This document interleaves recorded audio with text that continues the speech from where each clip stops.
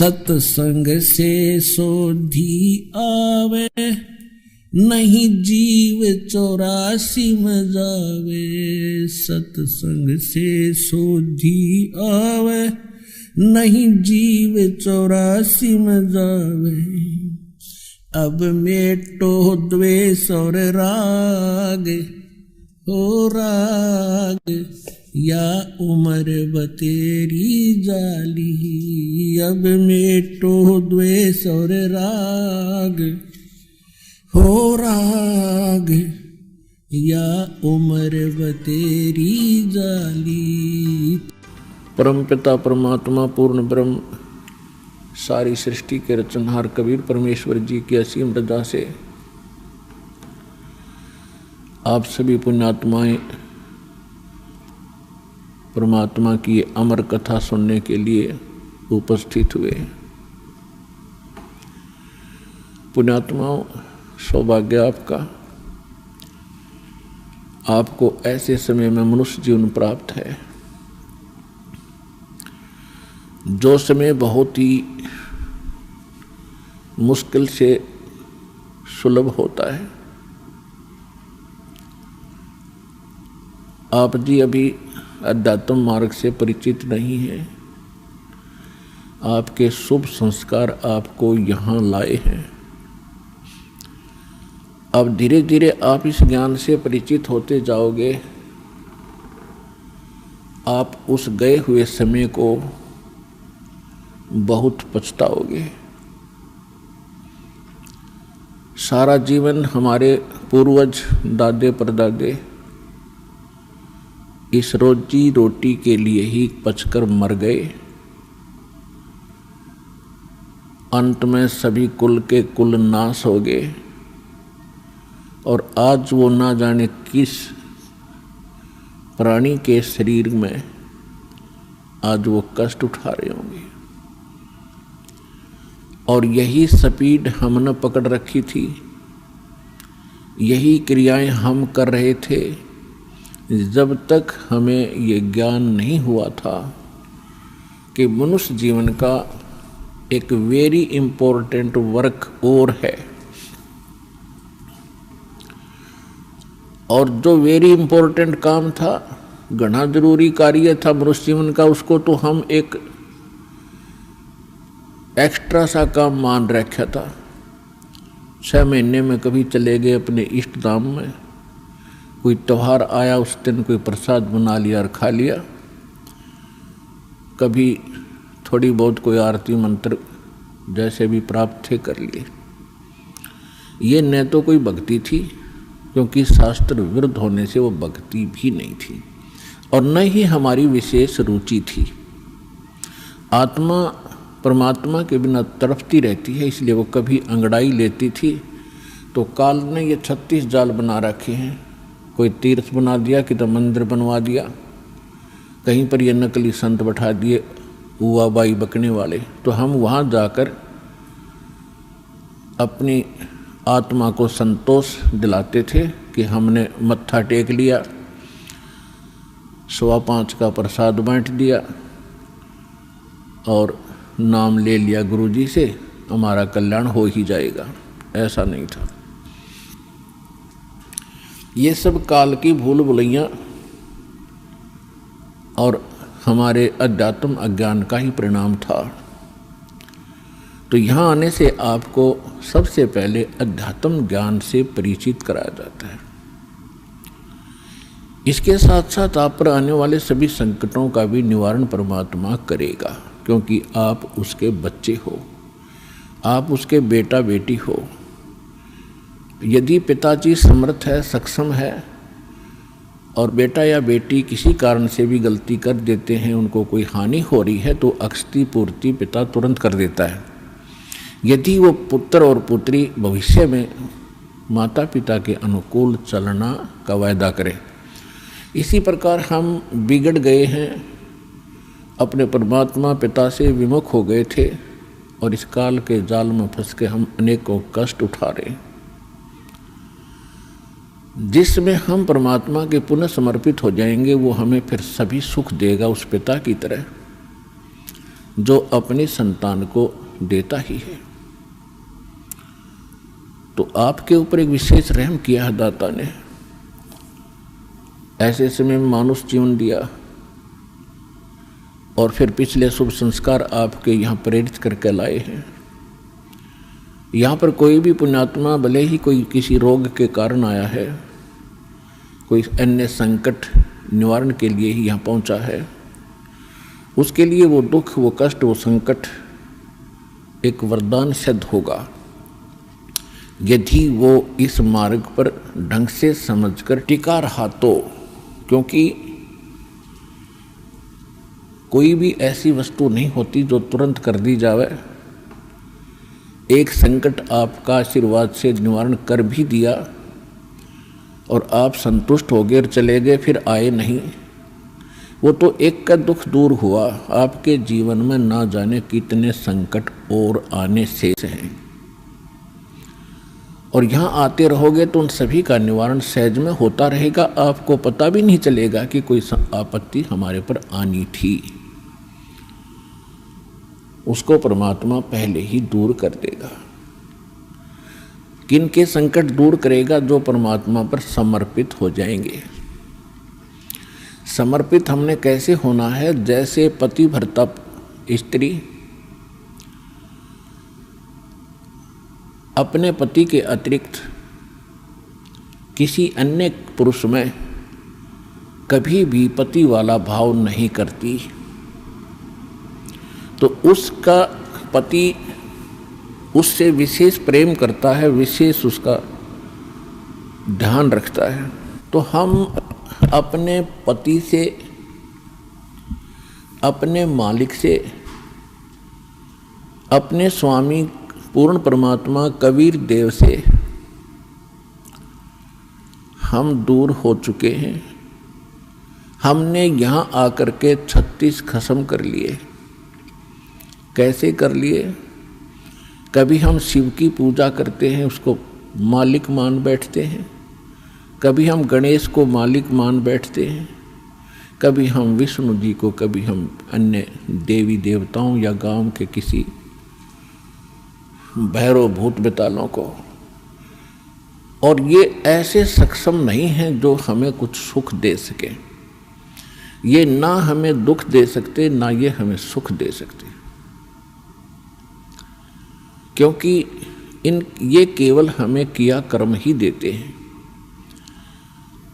और पूर्ण परमात्मा सत्य पुरुष कबीर देव, कबीर साहिब, ये हमारे सभी संकटों का निवारण करते हैं। ये सक्षम हैं।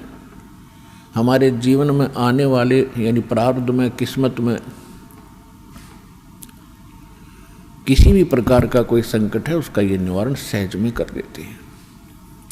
ये कब करते हैं? जब हमारी आस्था 100% कबीर परमेश्वर में हो जाएगी और अन्य किसी भी देव से हम कोई भी वस्तु की डिमांड स्वप्न में भी नहीं करेंगे। किसी भी प्रकार का कोई संकट है तो अपने परमात्मा कबीर जी से ही हम अर्जी लगाएंगे हृदय से। कुछ समय के बाद आपका स्वभाव बन जाएगा इस ज्ञान और समाधान और इस भक्ति के कारण कि आप पर कुछ भी आपत्ति आवेगी, आप केवल हे बंदी छोड़, हे परमपिता परमात्मा कबीर साहिब, आपके मुख से यही निकलेगा। तो उस समय परमात्मा आपके साथ हो लिया। फिर उस आत्मा के जीवन सफर में कोई भी संकट, सफर के अंदर कांटे होते हैं रास्ते में, तो हमारे जीवन सफर में कोई भी कर्म, पाप कर्म रूपी कांटा होगा, तो वो परमात्मा ऐसे बुहार देगा जैसे पतिव्रता जमी पर जो जो धर है पाँव, समर्थ झाड़ू देत है ना काटा लग जावे। उस समर्थ को भूल कर हम परमात्मा से दूर होकर संसारिक लोगों से, संसारिक इन अधिकारियों से और इस 3 लोक के भगवान देवों से हम इनसे अपना संकट निवारण की इच्छा करते रहे। ये हमारी अध्यात्म ज्ञान की जो है कमी थी, त्रुटि थी। और जब हम परमात्मा से ही सब कुछ डिमांड करेंगे, इनके ऊपर समर्पित हो जाएंगे, तो परमात्मा कहते हैं जिस समय आप गर्भ के अंदर थे उस समय आपके साथ कौन था? ना माँ थी, ना पिता था, ना कोई अन्य सगा संबंधी था। अकेले आप और परमात्मा, बीच में कोई नहीं था। उस समय आप सीधी पुकार कर रहे थे, हे परमात्मा मुझे इस नरक से निकाल दे। माँ के गर्भ में बहुत पीड़ा होती है। उस पीड़ा को हम बाहर आने से भूल जाते हैं, क्योंकि त्रिगुणमयी माया, इन तीनों गुणों के प्रभाव से हम बहुत ज़्यादा प्रभावित होकर के अचेत हो जाते हैं। वो पिछली सब शुद्ध बुद्ध समाप्त हो जाती है। और परमात्मा आप कितना साक्षी है कि अंदर माँ के पेट में आपको उसने पाला। माँ के गर्भ से बाहर आने से पहले आपकी कैसी व्यवस्था कर दी, वो कितना चिंता करता है आपकी। दांत नहीं थे तो माँ के स्तन में दूध भेज दिया, और उससे पहले एक टोपा दूध नहीं था माँ के स्तन में। जो परमात्मा इतना भविष्य की आपकी चिंता करता है, और बाहर आकर के आप स्वयं इतने इंटेलिजेंट बन गए, चतुर बन जाते हो, धनी बनने के लिए, अपनी सुरक्षा करने के लिए, अपने को सुखी बनाने के लिए लोगों को लूटते हो, रिश्वत लेते हो, चोरी करते हो, डाके मारते हो। आप भगवान के विधान को भूल गए, आपको याद नहीं है। जो परमात्मा आपकी इतनी केयर टेक करता है, इतनी देखभाल पहले से चिंतित है, तो अब कौन सा वो दूर है आपसे।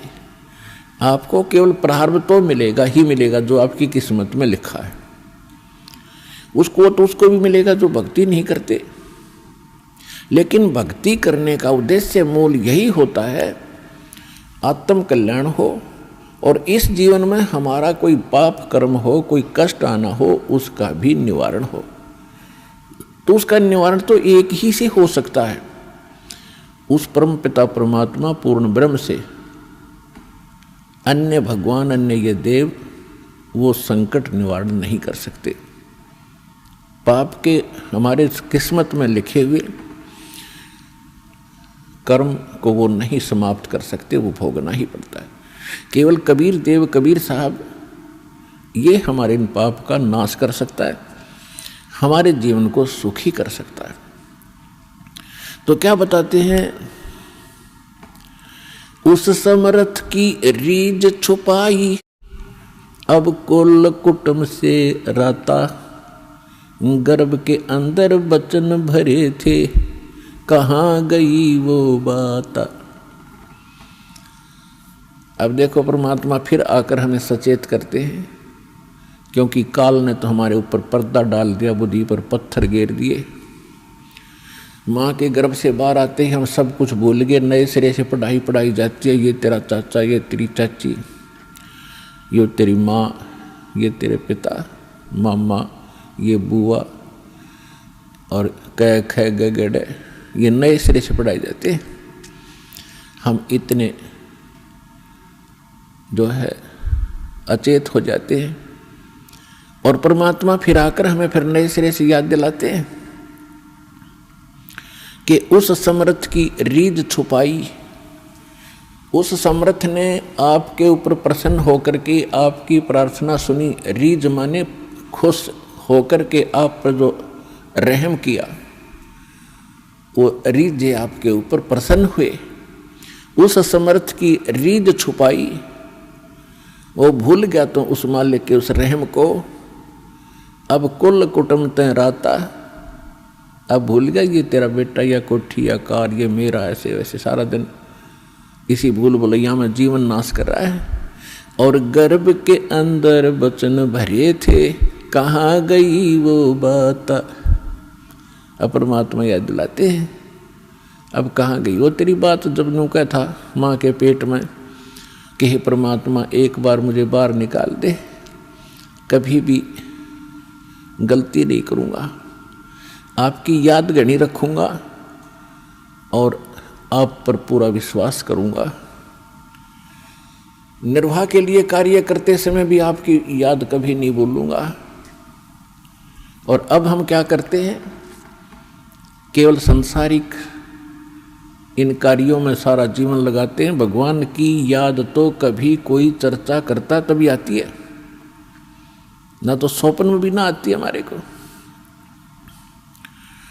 तो उसके लिए क्या बताते हैं कि वो परमात्मा जब आपको माँ के गर्भ में भी सुरक्षित रखता है, आपके बाहर आने से पहले आपके आहार के लिए माँ के स्तन में दूध भेजता है, तो आगे आने वाले जीवन में जो तूने जैसा किया है उसमें क्या वो कमी करेगा।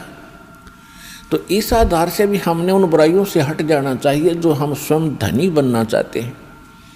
चोर मिलावट करके, झूठ बोल के, चोरी करके हम इस तरह जो धनी बनना चाहते हैं, रिश्वत लेकर, तो ये हमारी भूल है।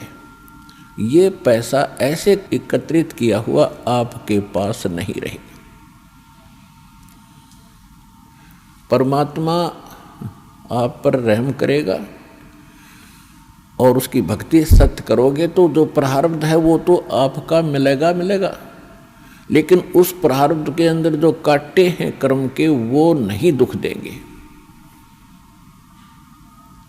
और फिर प्रारब्ध से अधिक भी देगा, क्योंकि परमात्मा के पास वो समर्थ है, उनके पास एक वीटो पावर है, वो केवल कबीर साहब के पास है। जैसी आपकी श्रद्धा और लगन देखेगा, विश्वास और दृढ़ता देखेंगे, तो आपको किस्मत से अधिक भी देंगे, अच्छा भी देंगे, और आपके पाप रूपी कर्मों के कांटों को भी वो पहले ही निकाल देंगे।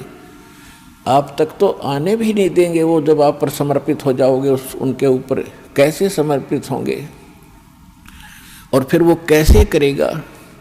जो पति भरता पति से राती, आन पुरुष नहीं भावे, बस पीहर में सुरत प्रीतम में, ऐसे ध्यान लगावे। कि जैसे पतिव्रता अपने पति से ही लीन रहती है, आन पुरुष अन्य पुरुष नहीं भावे, उसके मन में स्वप्न में भी नहीं आता अन्य पुरुष के प्रति कोई भी कुविचार। और यदि वो लड़की अपने माँ के चली जाती है तो भी अपने पति की सुध वो मुख से नहीं बोलती, लेकिन अंदर से वो नहीं भूल पाती। ऐसे ही आप उस परम पिता पर आश्रित हो जाओगे। कहीं पर भी आप काम कर रहे होगे, किसी भी फील्ड में, चाहे दुकान, मजदूरी, किसानी या नौकरी, तो आप उसी लड़की की तरह उस पर अपने पति यानी कबीर भगवान को, परमात्मा को, उस मंत्रों को, उसके रहम को आप कभी भूल नहीं पाओगे। तो उस समय आपका नाता उस परम पिता से जुड़ चुका है। यदि आप पल पल पर भूल जाते हो, याद नहीं रहती है भगवान की मेहर, तो अभी आपकी समर्पण भाव में कोई कमी है, जिस कारण से भगवान ने आपको दृढ़ता से नहीं पकड़ा है। तो जब आपको परमात्मा दृढ़ता से कैच कर लेगा, आपकी सच्चा समर्पित भाव देख लेंगे, वो तो अंतर्यामी है। तो उस समय कहा है कि जैसे पतिव्रता जमीन पर और जो जो धर है पाँव, जितने कदम रखती है, समर्थ झाड़ू देत है, ना कांटा लग जाए। इतना दयालु है ये कबीर भगवान। आपके जीवन रूपी सफर में आपके कदम रखने से पहले आपके वो पाप रूपी कांटों को बुहार देगा, झाड़ू दे देगा आपके रास्ते में, कि कहीं मेरी प्यारी आत्मा को वो कांटा ना लग जाए।